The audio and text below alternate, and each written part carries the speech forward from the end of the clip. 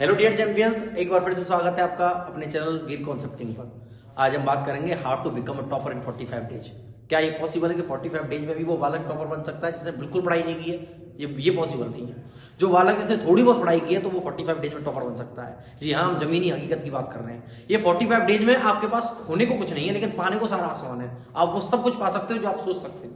तो आज हम बात करेंगे कि 45 डेज में टॉपर कैसे बने, 45 डेज में वो सारा सिलेबस कैसे कवर करें। तो दो टाइप के स्टूडेंट हैं। एक टाइप का स्टूडेंट है स्टूडेंट ए, जैसे केवल प्रॉब्लम्स दिखती हैं। एक स्टूडेंट बी है, जैसे सॉल्यूशंस दिखते हैं। स्टूडेंट ए के सफल होने के चांसेस ना के बराबर, स्टूडेंट बी जैसे सिर्फ सॉल्यूशंस दिखते हैं, सफल होने के चांसेस पूरे 100%। तो दो टाइप के स्टूडेंट के बारे में बात करेंगे। देखिए, how to become a topper in 45 days. आपको स्पेक्टेटर बनना है या वॉरियर बनना है?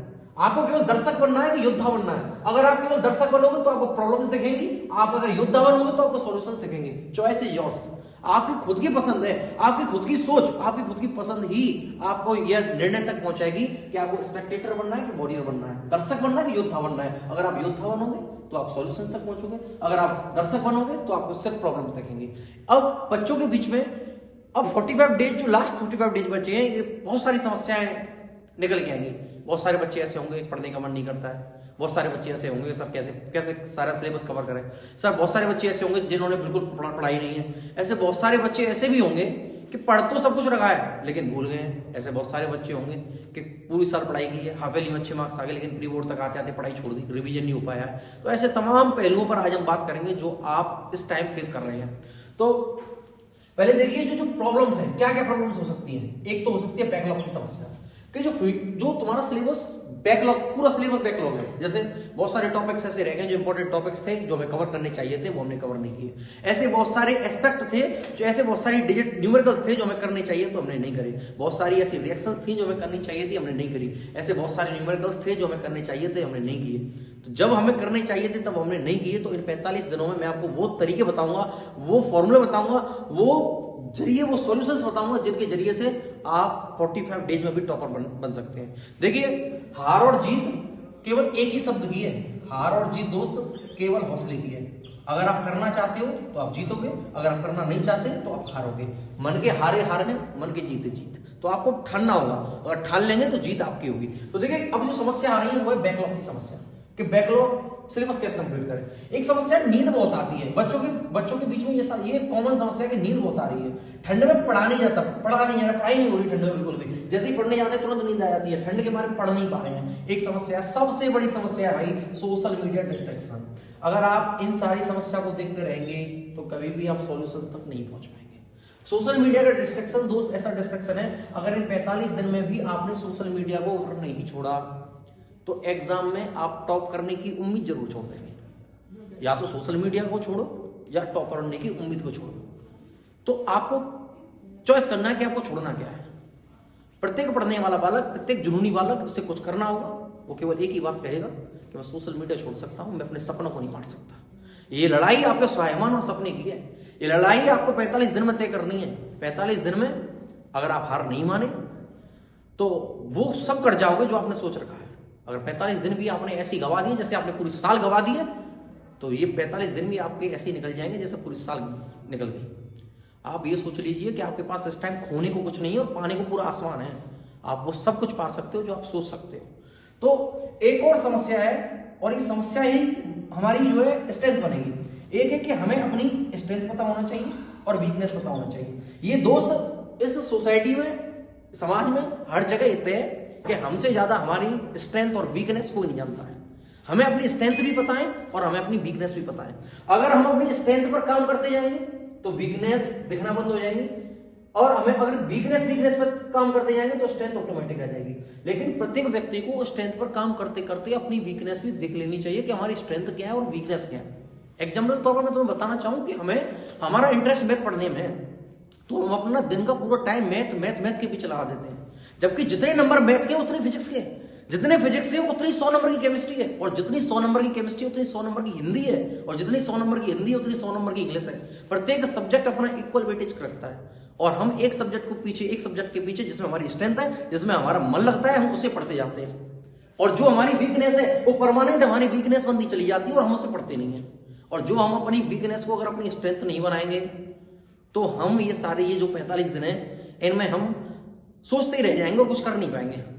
आपको ये सोचना होगा कि मुझे स्लॉट कैसे तय करना है, आपको ये सोचना होगा कि मुझे टारगेट स्टडी कैसे करनी है। आपको अपने छोटे छोटे टारगेट सब बनाने पड़ेंगे कि आज मुझे फिजिक्स खत्म करनी है, कल मैथ खत्म करना है, तो टारगेट सेट करिए डेली अपने अकॉर्डिंग। अगर मैं आपके टारगेट में खुद सेट कर दूंगा तो आप चल नहीं पाएंगे। किसी के बंधे हुए टारगेट्स में, किसी के बंधे हुए टाइम टेबल में, किसी के बनाए हुए टाइम टेबल के अकॉर्डिंग आपको चलने की जरूरत नहीं है। आप अपनी स्ट्रेंथ और वीकनेस खुद पहचानिए, उसके अकॉर्डिंग आप अपने आगे का जो पथ है, आगे का जो रास्ता है उसे निर्धारित कीजिए। अगर आप अपने स्ट्रेंथ और वीकनेस के अकॉर्डिंग चलेंगे तो आपको टॉपर बनने से कोई नहीं रोक सकता है। और एक और देखिए, और जो बच्चे केवल सॉल्यूशंस देखते हैं उन्हें क्या होगा, वो अपने टारगेट्स डेली सेट करेंगे। वो केवल फाइट एंड फाइट, वो लड़ेंगे, अपने आप से लड़ेंगे, अपने अंदर की जो आलस है उससे लड़ेंगे। उनके सामने ये सारी समस्या नहीं आएंगी, ना उन्हें बैकलॉग की समस्या रहेगी, ना उन्हें नींद की समस्या रहेगी, ना उन्हें ठंड में ये समस्या रहेगी पढ़ा नहीं जा रहा है। उन्हें पढ़ना पड़ेगा, अपने आपको टारगेट सेट करना पड़ेगा। आपको किस लिए पढ़ना है, आपको मोटिवेशन क्या है। दोस्त, माँ बाप जो मेहनत कर रहे हैं उससे बड़ा मोटिवेशन आपके जीवन में कोई हो नहीं सकता है। माँ बाप की आंखों की तरफ देखिए, माँ बाप की उन आंखों की उस चमक की तरफ देखिए जो आपको हमेशा कामयाब होते हुए देखना चाहती है। अगर आप कामयाब हो गए तो आपके माँ बाप की समाज में, पड़ोस में, रिश्तेदारों में, हर जगह इज्जत बढ़ जाएगी। आप उस मोटिवेशन के लिए पढ़िए, आप उस मोटिवेशन के लिए पढ़िए कि आपकी पहचान आपके माँ बाप के नाम से नहीं हो, आपकी माँ बाप की पहचान आपके नाम से होनी चाहिए। अगर आप इतना कर लेते हैं तो आपने अपने जीवन में कुछ कर कमाया है। तो देखिए, अब एक चीज जरूर ध्यान रखिए कि जो बोर्ड में टॉपर बनने के लिए सबसे ज्यादा इंपॉर्टेंट चीज, एक चीज और है, बोर्ड हो सके कोई भी कंपटीशन एग्जाम हो, हम उसमें पढ़ते हैं, सबसे ज्यादा इंपॉर्टेंट चीज है कि पढ़ने से ज्यादा इंपॉर्टेंट है हमेशा छोड़ना क्या है। जो व्यक्ति इस टाइम छोड़ना सीख गया, सिर्फ आपके पास 45 दिन ही है, इन 45 दिन में आपको ये निर्धारित करना पड़ेगा कि छोड़ना क्या और पढ़ना क्या है। अगर आप ये सीख गए कि बहुत सारी चीजें जो इररिलेवेंट हैं, जो छोड़ने की हैं, पढ़ने की सारी चीजों पर आपने फोकस कर लिया तो आप टॉप कर जाएंगे।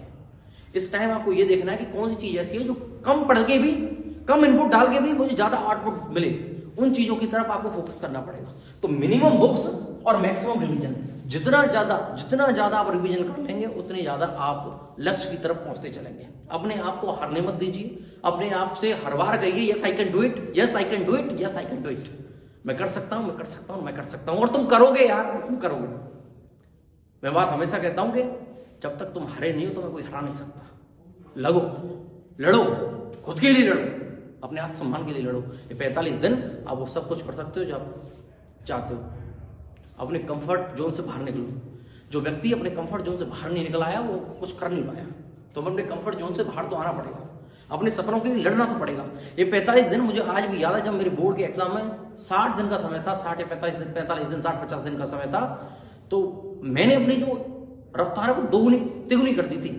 मैंने फिर ये नहीं देखा कि मुझे नींद आएगी नहीं आएगी, मैंने ये नहीं देखा मैं 5 घंटे 4 घंटे 3 घंटे कैसे सो रहा हूं, और उसी का कारण है कि मेरे सब में 95+ मार्क्स आए। अगर आप चाहते हो, आपको इनपुट डालने पड़ेंगे तभी आपके पास आउटपुट आएगा। आप ये मान लीजिए अब कि आपके पास आपकी कोई आइडेंटिटी, कोई आपकी सेल्फ रेस्पेक्ट कुछ नहीं है। आपको सब कुछ बनाना है, आपको सब कुछ पाना है, और पाने की तो कोई हद ही नहीं है। आपको बियॉन्ड द लिमिट्स जाना है, और जो व्यक्ति अपने जीवन में बियॉन्ड द लिमिट्स नहीं जा पाया वो कुछ पा नहीं सकता। ठीक है दोस्त, मिलते रहेंगे अलग अलग सब्जेक्ट की स्ट्रेटेजी के साथ। तो आप इन चीजों की तरफ फोकस कीजिए, अपने आप को कंफर्ट जोन से बाहर निकालिए, पढ़ने की कोशिश कीजिए। माँ बाप की एकमात्र मोटिवेशन है, और सारे मोटिवेशन फर्जी हैं। सारे मोटिवेशन एक समय के बाद खत्म हो सकते हैं, लेकिन जो अंदर की भूख है, अंदर की प्यास है, वो कभी खत्म नहीं हो सकती। अंदर की प्यास को जगाना पड़ेगा। ठीक है, तो मिलते रहेंगे। अब डेली एक नए टॉपिक के साथ आपके बीच में आते रहूंगा, और आपको मोटिवेट करता रहूंगा, आपको समझाता रहूंगा, आपके लक्ष्य के प्रति आपको हमेशा सजग करता रहूंगा, और अलग अलग सब्जेक्ट की अलग अलग वीडियो आपके लिए लाता रहूंगा। और आपको मैं हारने नहीं दूंगा। आप जब तक मेरे साथ हैं, मैं आपको हारने नहीं दूंगा। एक चीज ध्यान रखिए कि आप हैं तो हम हैं, और हमसे ही आप हैं। ठीक है, तो मेहनत करते रहिए, ख्याल रखिए अपना। ठीक है, धन्यवाद। जय हिंद, जय भारत।